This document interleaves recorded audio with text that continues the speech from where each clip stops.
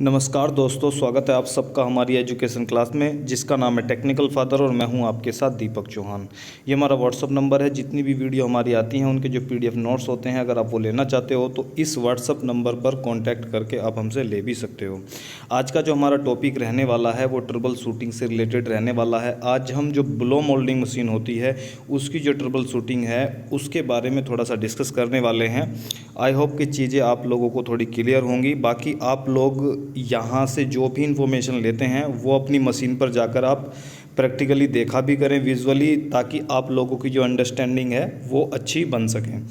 Blow moulding machine में होने वाली कमियों को दूर कैसे करें। ब्लो मोल्डिंग मशीन में होने वाली जो कमियां होती हैं वो निम्न प्रकार होती हैं। ये नीचे आप लोगों को देखने को मिल सकती है। इलेक्ट्रिक मोटर चलने में अगर कोई प्रॉब्लम आती है या साउंड वगैरह आप लोगों को दिखाई देती है, आवाज़ सुनाई देती है, तो क्या क्या प्रॉब्लम उसमें हो सकती हैं। आप जानते हो कि जो मोटर है उसमें बेयरिंग लगा होता है, ठीक है, इसे बियरिंग बोलते हैं। तो इस बेयरिंग का अगर ख़राब हो जाता है, ये बेयरिंग अगर ख़राब हो जाता है, काम सही से नहीं करता है, तो एक साउंड आप लोगों को देखने को मिलती है। तो आप इस बेयरिंग को भी मेंटेनेंस भी टाइम टू टाइम इसका करते रहें। जो ऑयलिंग वगैरह है, लुब्रिकेंट है, वो आप इसमें देते रहें ताकि ये जल्दी से ख़राब ना हो, और अगर ख़राब हो गया है तो उसे आप लोग चेंज कर दें। सेकंड थिंग क्या हो सकती है कि मोटर की जो वेलोसिटी है, गति है, वो ज़्यादा हो सकती है, जिसकी वजह से जो आप लोगों का इलेक्ट्रिक मोटर है वो साउंड कर रहा है। थर्ड थिंग क्या हो सकती है कि मोटर की जो असेंबली है अगर वो ठीक से नहीं हो पाई है तो भी मोटर आप लोगों का आवाज़ कर सकता है। नेक्स्ट देखते हैं कि हीटर और इलेक्ट्रिक जो टर्मिनल्स होता है उसमें क्या क्या प्रॉब्लम्स आ सकती हैं। हीटर के टर्मिनल्स को चेक करो और टाइट कर दो, ठीक है, उसे चेक करो, अगर वो लूज़ है तो उसे आप टाइट कर देना है। बैंड हीटर का सरफेस अच्छी तरह से कांटेक्ट न बना रहा हो तब भी प्रॉब्लम आ सकती है। टेम्परेचर कंट्रोल स्विच को चेक करो, उसमें भी प्रॉब्लम हो सकती है कि वो जो स्विच है वो अच्छी तरीके से वर्क ना कर रहा हो। एयर कंप्रेशन की जब हम बात करते हैं, क्योंकि आप जानते हो कि ब्लो करने के लिए आप लोगों को एयर की ज़रूरत पड़ती है और उसमें एयर कंप्रेसर की भी ज़रूरत पड़ेगी। कंप्रेसर का ऑयल लेवल चेक करो। आप जानते हो कि कंप्रेसर का जो ऑयल लेवल है वो आप लोगों को टाइम टू टाइम चेक करते रहना चाहिए। फ़िल्टर को चेक करो, उसमें फ़िल्टर लगा होता है। फ़िल्टर का काम आप लोग जानते हो कि जो एक FRL यूनिट होती है जो कंप्रेसर वगैरह में लगाई जाती है, मशीन में लगाई जाती है, जिसमें कोई भी एयर यूज़ होती है, ठीक है। तो एयर में जब वो FRL यूनिट लगाई जाती है तो उसमें क्या होता है कि उसमें जो एयर होती है वो फ़िल्टर होती है, लुब्रिकेटर लगाया जाता है, जिससे जो आप लोगों का एयर है वो किसी भी तरह का उसमें मॉइस्चर है वो ना जाए और वो वहीं पर रिमूव हो जाए। तो इसकी वजह से ये आप लोगों का लुब्रिकेटर लगाया जाता है।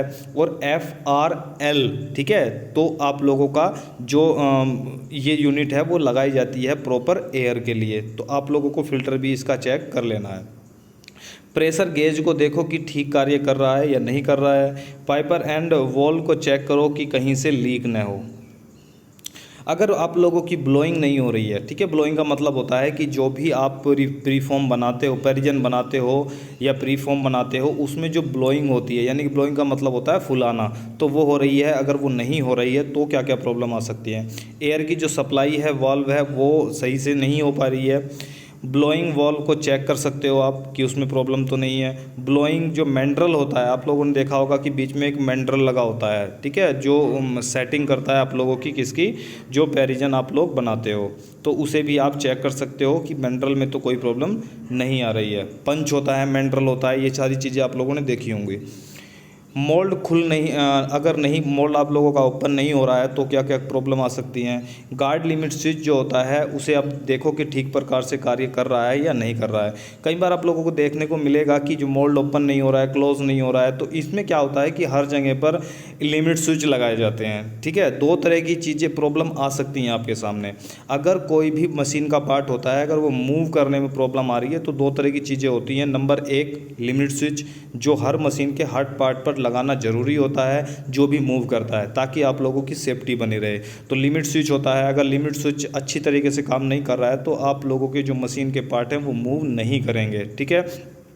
ये तो आपका सेफ्टी पर्पस हो गया। लेकिन अगर फिर भी कोई प्रॉब्लम आती है तो उसके लिए आप लोगों का जो ऑयल का प्रेशर है या एयर का प्रेशर है, जो भी वर्क होता करता है, वाल्व वगैरह लगी होती हैं, फिर उनमें प्रॉब्लम आती है अगर कोई भी पार्ट आप लोगों की मशीन का मूव नहीं कर रहा है। तो सबसे पहले आप लिमिट स्विच को देखें। अगर लिमिट स्विच से भी कुछ नहीं होता है तो फिर आप वाल्व वगैरह चेक करें। लेकिन सबसे पहली थिंग्स जो होती है वो आप लोगों की लिमिट स्विच की ही होती है। पैरिजन ठीक प्रकार से न बन रहा हो तो क्या प्रॉब्लम आ सकती है। अगर आप लोगों के होपर का जो मटेरियल है वो ख़त्म हो गया हो तो भी प्रॉब्लम आ सकती है कि आप लोगों का पैरिजन बनेगा ही नहीं सही तरीके से। टारपीडो की जो फिटिंग है वो भी आप देख सकते हो, उसकी वजह से भी जो आप लोगों का पैरिजन उसमें प्रॉब्लम आ सकती है। डाई को देखो कि कहीं गंदगी न आ गई हो, ठीक है, कुछ भी कंटामिनेशन अगर वहाँ पर जमा हुआ है तो भी आप डाई को साफ़ कर सकते हो, ताकि आप लोगों का जो पैरिजन है उसमें किसी भी प्रकार की रुकावट पैदा ना हो। पैरिजन की सेटिंग बोल्ट को आप चेक कर सकते हो। आप लोग देख रहे होंगे कि जो डाई होती है उसके चारों तरफ बोल्ट लगे होते हैं एक डिस्टेंस में। तो उसमें क्या होता है कि जब आप उसको टाइट करते हो तो उसके अंदर जो मंडल और पंच लगा होता है वो एक क्या होता है, वो मूव करता है, ठीक है, सेट हो जाता है, इधर उधर क्या कर जाता है, शिफ्ट हो जाता है। तो उसी से क्या होता है, जो आप लोगों का पैरिजन है उसकी क्या की जाती है, जो थिकनेस होती है वो कम या ज़्यादा की जा सकती है। या फिर जो आप लोगों का कई बार क्या होता है कि जो पैरिजन होता है बनते हुए वो तिरछा हो जाता है, ठीक है, थोड़ा सा मुड़ जाता है, कभी किधर को कभी किधर को। तो ये जो पैरिजन सेटिंग बोल्ट लगे होते हैं इसी की वजह से वो प्रॉब्लम आती है और इसी की वजह से वो प्रॉब्लम सॉर्ट आउट भी की जा सकती है। आप लोग देखना कि डाई के चारों तरफ ये बोल्ट लगे होते हैं।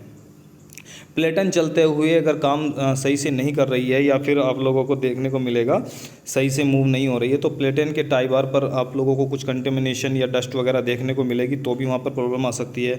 रैक और जो पिनियन होता है ये आप लोगों को हैंड इंजेक्शन मोल्डिंग में भी देखने को मिलता है। रैक एंड पिनियन को देखो कहीं वो लूज़ ना हो या फिर ऑयलिंग की ज़रूरत ना हो, ठीक है। कई बार क्या होता है कि अगर प्रॉपर लुब्रिकेंट नहीं होता है तो वहाँ पर क्या होता है कि फ्रिक्शन पैदा हो जाता है, घर्षण पैदा होने लगता है और जो चीज़ें मेटल की चीज़ें होती हैं जो आपस में टच होकर चलती हैं तो वो क्या होती हैं, घिसनी शुरू हो जाती हैं।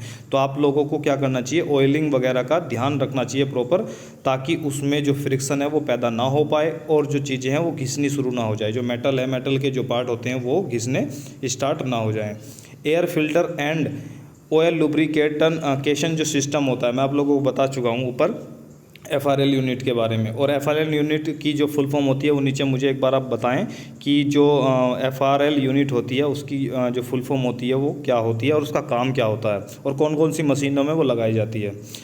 एयर फिल्टर से पानी व गंदगी को निकालें। जो एयर फिल्टर होगा उसमें अगर पानी, आप लोग जानते हो कि अगर कंप्रेसर होता है तो उसे एयर कहाँ से लाता है, वो इन्वायरमेंट से लेता है। और आप लोग जानते हो कि इन्वायरमेंट में मॉइस्चर होती ही होती है, तो उसमें जो मॉइस्चर होता है वो पानी के रूप में बन जाता है। तो उसे क्या करता है, एयर फिल्टर पानी व गंदगी को निकाल देता है, ठीक है। आप लोगों को निकालना है, जो उसमें भरी होती है वो क्या करता है, वो सेपरेट कर देता है उस चीज़ को। और आप लोगों को उसे बोल्ट लगा होता है, बोल्ट को खोलकर वो सारी चीज़ें आप लोगों को निकाल देनी है।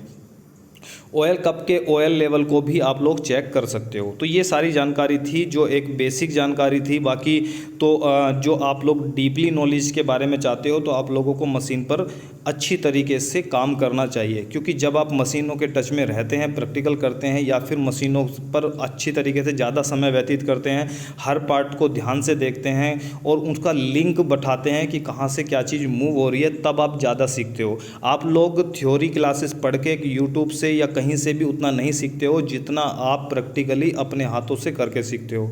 तो कोशिश करें कि जो भी चीज़ें हैं जो आप पढ़ते हो तो कोशिश करें कि वो मशीन पर जाकर आप उसे देखें और देखने के बाद में उस पर वर्क भी करें, तभी आप लोगों को चीज़ें अच्छी तरीके से आती हैं और उनमें जो प्रॉब्लम होती हैं उन्हें आप सॉर्ट आउट भी टाइम टू टाइम कर पाते हैं, ठीक है। तो आज के सेशन में इतना ही। अगर आप लोगों को वीडियो से फ़ायदा हुआ है तो वीडियो को लाइक ज़रूर कर दें, दोस्तों को शेयर कर दें और चैनल पर अगर आप नए हैं तो चैनल को सब्सक्राइब कर लें और जो बेल आइकन होता है ऑल नोटिफिकेशन का तो उसे भी आप ऑन कर लें क्लिक करके। और वीडियो में अगर आप लोगों को कोई चीज़ इसमें समझ में नहीं आई है या मैंने जो क्वेश्चन पूछा है आप लोगों से तो वो आप नीचे कमेंट भी कर सकते हो, ठीक है। तो आज के लिए इतना ही, मिलते हैं नेक्स्ट लेक्चर में। जब तक के लिए दीजिए हमें इजाज़त। जय हिंद, जय भारत।